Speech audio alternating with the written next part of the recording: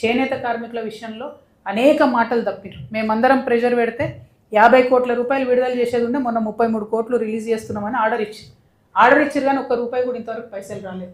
So ఏదైతే ఆ pending 15 crores కలిపి 50 crores మీరు చేయాల్సిన రుణమాఫీ చేనేత కార్మికులది చేయాలని చెప్పి నేను ముఖ్యమంత్రి గారిని డిమాండ్ చేస్తూ ఉన్నాను.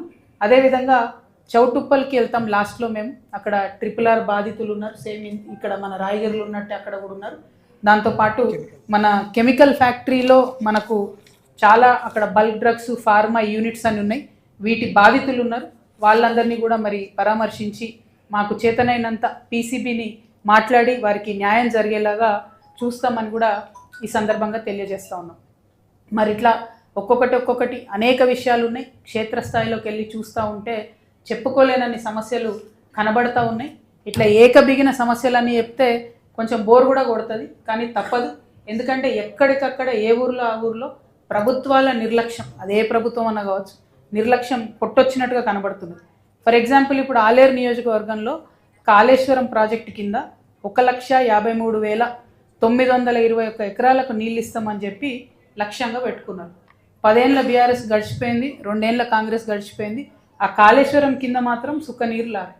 అంతకుముందే ఉన్న దేవాదులను మనం తెలంగాణ ఉద్యమ సందర్భంలో దేవాదులను పదే తిట్టుకుంటుంటుంది, దేవాదుల నుంచి నీళ్ళు వస్తలేవు 46,000 ఎకరాలు మనకు ఇక్కడ సాగు కావాలి ఈ ప్రాంతం అంతా దేవాదుల్లో.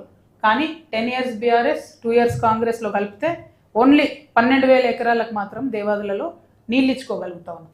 అంటే నిర్లక్ష్యం ఎట్లా ఉంది అనే విషయాన్ని, ఫోకస్డ్గా డెవలప్మెంట్ ఎట్లా లేదు అన్నది చెప్పడానికి మాత్రమే ఈ విషయాన్ని నేను చెప్తున్నా. మరి అదేవిధంగా ఏ కాలువలు చూసినా, నిన్న మేము పోయినటువంటి గద్వాల్ జిల్లా చూసినా, ఇక్కడ చూసినా, ఈ 16 జిల్లాలలో ఎక్కడ చూసినా కూడా కాలువల మెయింటెనెన్స్ అన్నది ఇరిగేషన్ డిపార్ట్మెంట్ బంద్ పెట్టింది మొత్తానికి.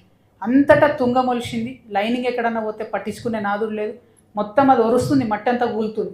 ఏమవుతుంది దాంతో? టేలెండ్ వరకు నీళ్ళు రావడం ఆగిపోతుంది.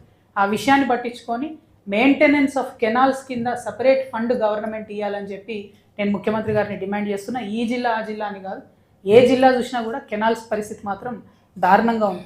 ఆంధ్రాలో కెనాల్స్ చూస్తే ఎంత మంచిగా అనిపిస్తుంది అంటే, వాళ్ళు ఎక్కడైనా ఒక చిన్న స్లాబ్ ఊడిపోతే కూడా వెంటనే వేసుకుంటారు. అయితే రైతులన్నీ వేసుకుంటారు, లేకపోతే మంత్రులు ఎమ్మెల్యేలు పట్టుబట్టని వేపిస్తారు.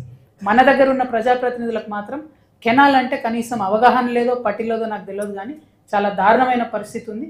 దాని మీద దృష్టి పెట్టాలని చెప్పి నేను కోరుతా ఉన్నాను. మరి అదేవిధంగా మీ జిల్లాలో ఉమ్మడి నల్గొండ జిల్లాలోనే వెంకటరెడ్డి గారు ఉన్నారు, ఆయన R&B మంత్రి కాబట్టి ఈ జూలూరు రుద్రవెల్లి అనేటటువంటి గ్రామాల మధ్యలో ఎప్పుడు మూసి వంగినా, ఎప్పుడు కొంచెం నీళ్ళు వచ్చినా కూడా ఇక్కడ ఉన్న లో లెవెల్ ఏదైతే కల్వర్టు